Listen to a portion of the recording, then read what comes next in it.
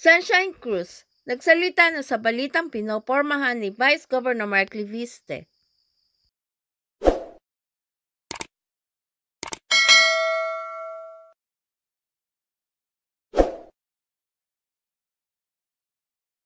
Nagsalita na ang magandang aktres na si Sunshine Cruz sa balitang pinopormahan siya ni Vice Governor Mark Leviste.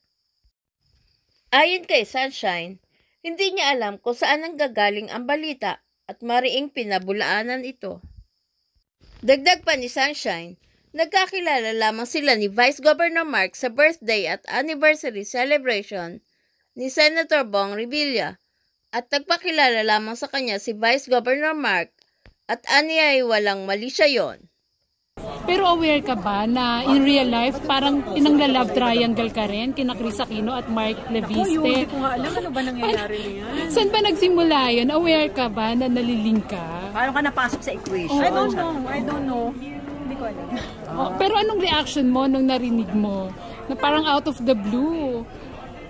Oo nga eh. Parang hindi, merong mga nagsasabi nga sa akin, kasi parang everyday, parang hindi siya tumitigil. Parang nagsasanga-sanga na. So, wala naman ako pwedeng sabihin dyan, kasi, nakilala ko lang naman si Vice Governor Mark nung birthday event and anniversary ni Senator Bong Revilla. I was one of the performers, and he approached me to introduce himself. So, talaga siya yung lumapit sa'yo? Oo, nagpakilala lang. Naman. So, wala namang malis. For me, hindi ko naman binibigyan naman siya. Oo. Pero siya parang siya talagang gusto ka makilala. Hindi ko alam. Wala namang ganun. Baka naman nakipagkilala din sa iba. So, I really don't know. And wala akong inisip na kung ano. So, after ng pagkakilalang yun, hindi hiningi ng number mo? Naku, wala namang mga... Walang hingian ng number. Walang ganon. Kasi walang ganun, wala. So, hindi rin siya naniligaw? Ako kasi, nasabi ko na yan a few months ago nung nag-press ko na as much as possible, I am 46 years old and I really don't want to talk about my personal life after yung mga nangyari sa akin in the past. So, bigay nyo na lang sa akin balato. So, if ever magkaka-love live ka, Shine, ayoko na. Kahit totoo yung balita, quiet ka, ganun. Huwag na lang.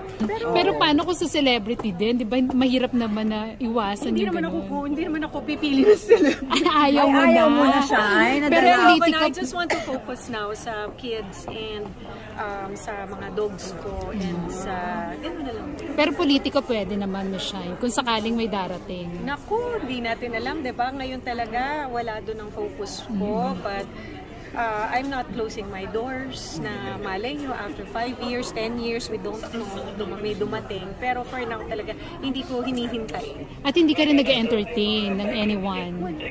Pero just in case, talagang gumawa ng paraan si Mark. Wala ngang love. Hindi, kung gusto nga niya, may chance ba si Mark? Naku! Wala. Maaalalang hindi pa nagtatagal na sinabi ni Kris Aquino na hiwalay na sila ni Vice Governor Mark sa dahilang hindi niya kaya ang long-distance relationship. Samantala, si Sunshine naman ay matagal ng single, simula nang maghiwalay sila ng dating karelasyon na si Maki Matay. Please subscribe and hit the notification bell para ma-update kayo sa sunod na showbiz news.